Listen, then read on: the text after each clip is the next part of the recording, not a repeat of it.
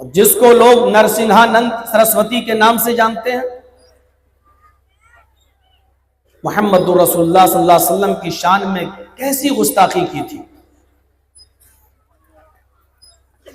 लोग जलूस निकाले, धरने पे बैठे, मुसलमान गुस्से से बेकाबू हुए, गवर्नमेंट को भी एक्शन लेना पड़ा। अल्लाह तबारक व तआला ने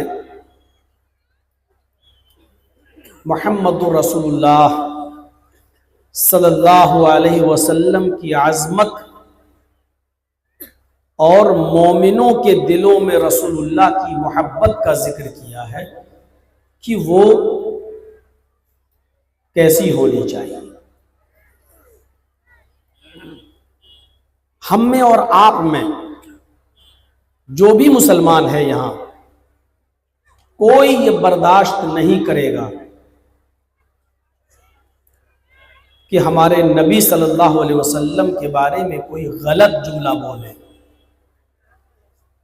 नबी की शान में कोई गुस्ताखी करे। यकीनन जिसके सामने नबी अकरम सल्लल्लाहु अलैहि वसल्लम की बुराई की जाएगी उसका खून खौल जाएगा, क्योंकि ये हमारे ईमान का हिस्सा है कि हम सब कुछ बर्दाश्त कर लेंगे, लेकिन हमारे मजहब पर, हमारे कुरान पर और हमारे नबी पर अगर कुछ भी आंच आती है तो मुसलमान अपनी जान देना गवारा कर लेगा, लेकिन मोहम्मद रसूलुल्लाह की शान में गुस्ताखी बर्दाश्त नहीं करेगा। हम कितने भी बेनमाजी हैं, हम कितने बड़े बेरोजगार हैं, हमारे अंदर बहुत बुराइयां हैं, हमारे अंदर बहुत गुनाह पाए जाते हैं, इन सब के बावजूद रसूलुल्लाह सल्लल्लाहु अलैहि वसल्लम की मोहब्बत हम सब के दिलों में मौजूद है। लेकिन रसूलुल्लाह सल्लल्लाहु अलैहि वसल्लम की मोहब्बत का मयार क्या होना चाहिए, आज हम ये बताना चाहते हैं। गौर कीजिए, अभी यूपी के अंदर एक नाम निहात पंडित ने, जिसको लोग नरसिंहानंद सरस्वती के नाम से जानते हैं, मुहम्मदुर रसूलुल्लाह सल्लल्लाहु अलैहि वसल्लम की शान में कैसी गुस्ताखी की थी। लोग जलूस निकाले, धरने पे बैठे,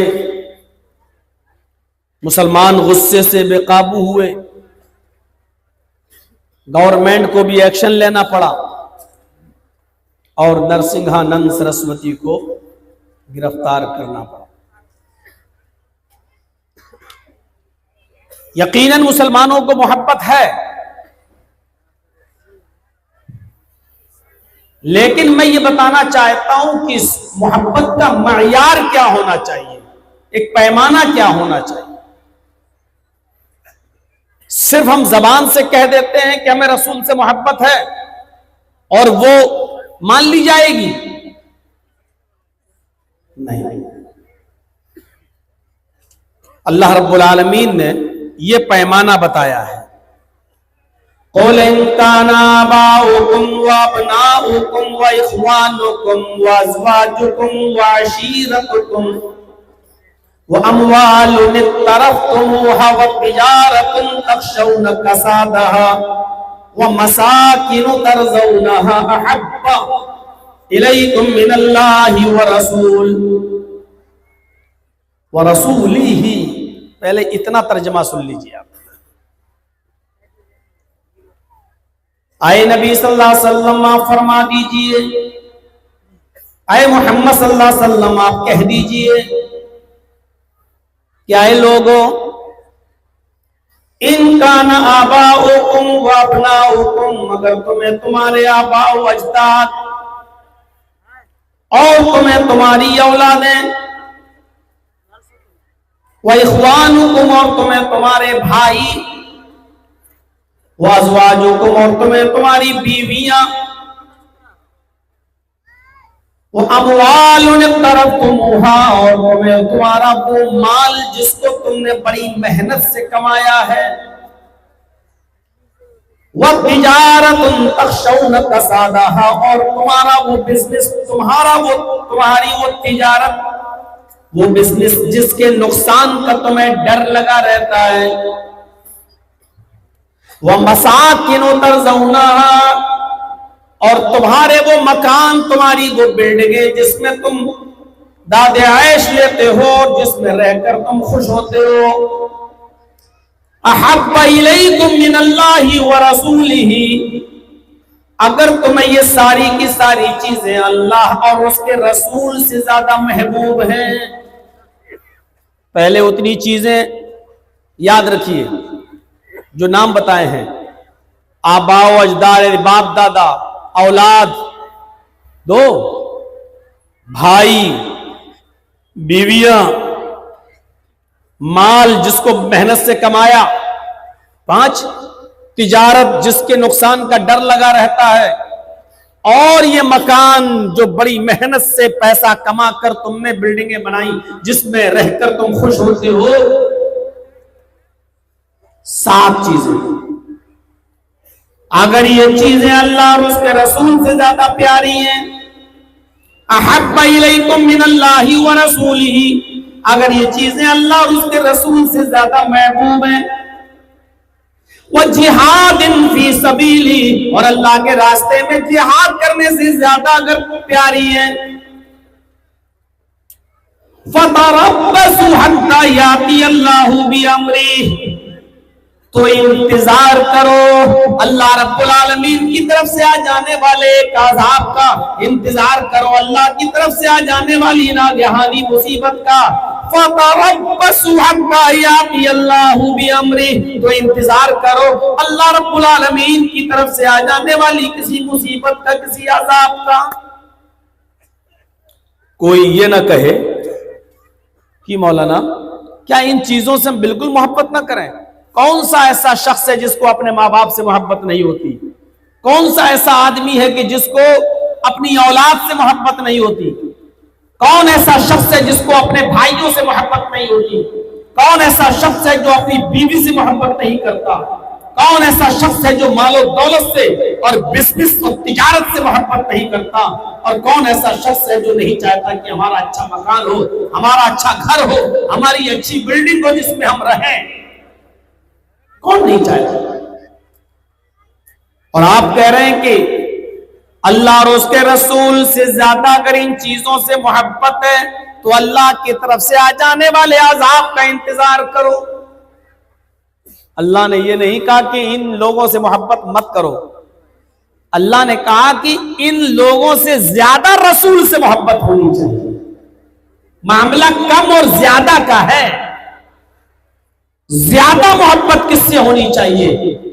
मां बाप से या रसूलुल्लाह से? औलाद से या रसूलुल्लाह से? भाइयों से या रसूलुल्लाह से? बीवी से या रसूलुल्लाह से?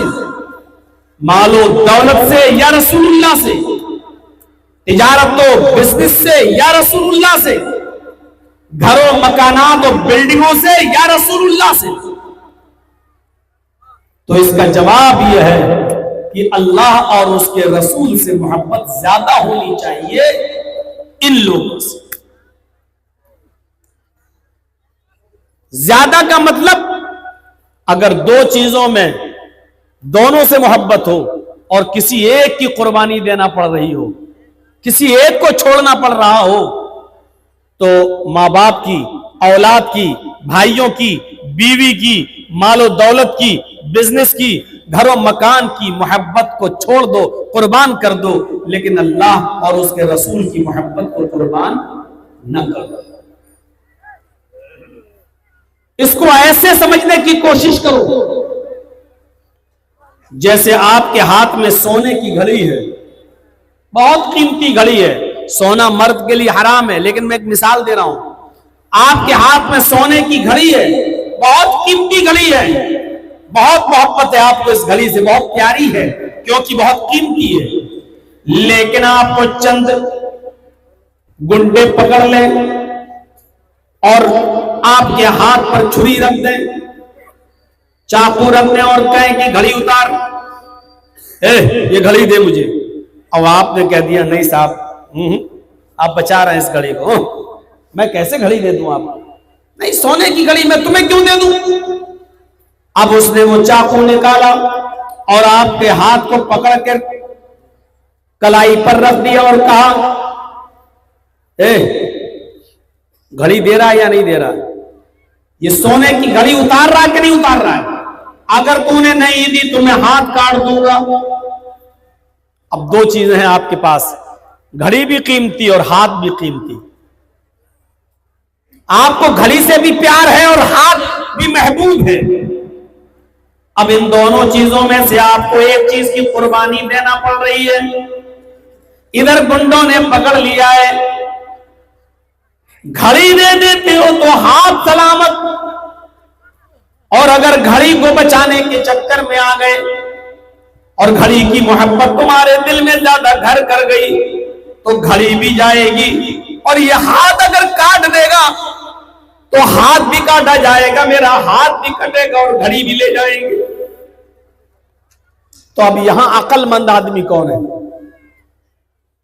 कुछ गुंडे पकड़ लें और कहें या तो घड़ी उतार नहीं तो हाथ काट देंगे। तो अक्लमंद इंसान वो है जो खुशी से ले भाई ये ले, और घड़ी उतार कर उसको दे दी, लीजिए भाई मैंने खुशी खुशी घड़ी दे दी, हाथ सलामत रहेगा, फिर तुम मेहनत करोगे और फिर घड़ी कमा लोगे, हासिल कर लोगे।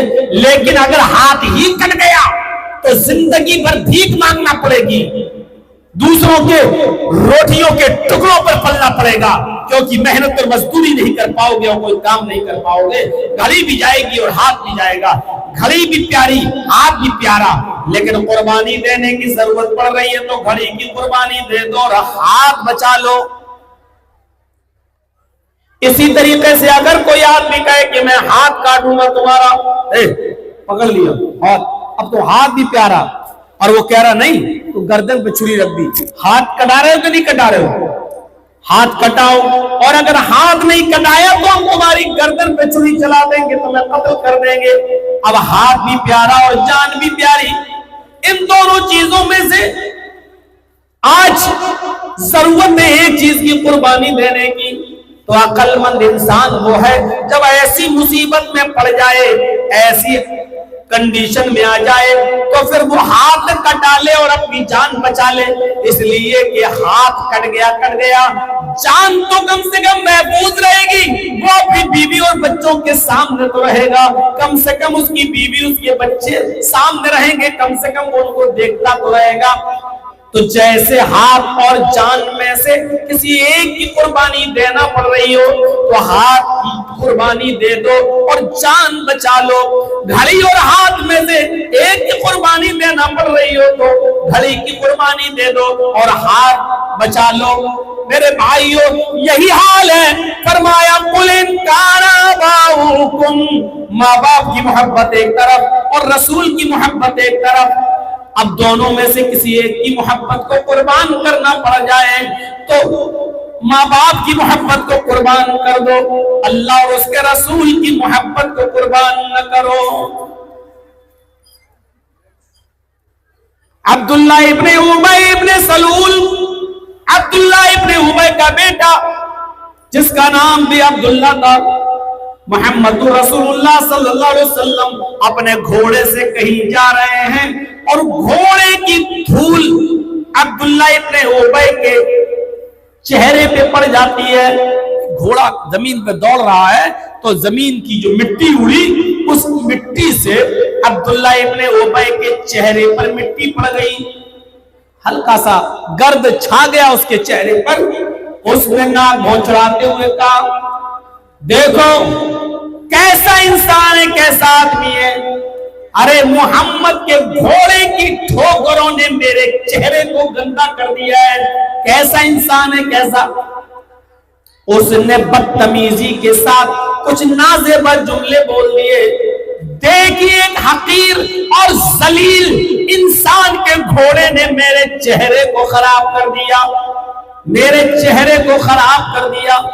मेरे प्यारे साथियों, ये खबर धीरे धीरे अब्दुल्लाह इब्न उबई के बेटे को पता चल गई कि मेरे बाप ने मेरे नबी मोहम्मद रसूलुल्लाह के बारे में ये जुमला बोला है कि देखो, एक जलील इंसान, एक नाकारा इंसान के घोड़े की ठोकरों ने जमीन से मिट्टी उड़ाई और मेरे चेहरे को गंदा कर दिया। उसने मोहम्मद रसूलुल्लाह को जलील कहा है, उसने मेरे नबी को जलील कहा है। वो आया अल्लाह के नबी जनाब मोहम्मद रसूलुल्लाह के पास, अब्दुल्ला इब्ने उबई का बेटा आया और कहने लगा, आय अल्लाह के नबी सल्लल्लाहु अलैहि वसल्लम, हुक्म दीजिए, आप सिर्फ अपनी जबान से हुक्म दीजिए और आप इतना फरमाइए कि अब्दुल्ला इब्ने उबई की गर्दन काट ना डालो। आय अल्लाह के नबी, आप सिर्फ हुक्म दीजिए, आपकी जबान से जुमला निकलेगा, मैं अपने बाप का सर कलम करके अपने बाप की गर्दन काट कर आपके कदमों पे डाल दूंगा, अपने बाप की गर्दन काट के आपके कदमों पे डाल दूंगा। क्यों? क्योंकि मेरे बाप ने आपको जलील कहा है, मेरे बाप ने आपको गंदा कहा है, मेरे बाप ने आपको गाली दी है, मेरे बाप ने आपको बुरे जुमले बोले हैं, मेरे बाप ने आपको जलील कहा। ला युखरिजन्नल अज़्ज़ु मिनल अज़ल, चलो मदीने चलते हैं, इज्जत वाला सबसे बड़े जलील यानी मोहम्मद को हम मदीना से निकाल देंगे। कुरान ने उसकी गाली को रिकॉर्ड कर लिया है। मेरे भाइयों, गौर करो, उसका बेटा अपने हाथ में तलवार लेकर कहता है, अरे अल्लाह के नबी हुक्म दीजिए, आपकी जबान से ऑर्डर निकलेगा और मैं अपने बाप की गर्दन कलम करके आपके कदमों पे डाल दूंगा। रसूल की मोहब्बत और बाप की मोहब्बत टकरा रही है, तो कह रहा मैं बाप की गर्दन काट दूंगा। यानी इतनी मोहब्बत रसूल से कि अल्लाह के रसूल अगर हुक्म दे दें कि जाओ उसकी गर्दन काट के लाओ, तो मैं अपने बाप की गर्दन काट के लाने के लिए तैयार। ये थी रसूलुल्लाह से मोहब्बत। कुल इन काना आबाउकुम, बाप से भी ज्यादा मोहब्बत बाप से होनी चाहिए, लेकिन कुर्बानी देने की जरूरत पड़ जाए तो रसूल की मोहब्बत को ना छोड़ा जाए, माँ बाप की मोहब्बत को कुर्बान कर दिया जाए। ये मायार है, हमारे पास वो मायार है कहां? वो मायार गया कहां?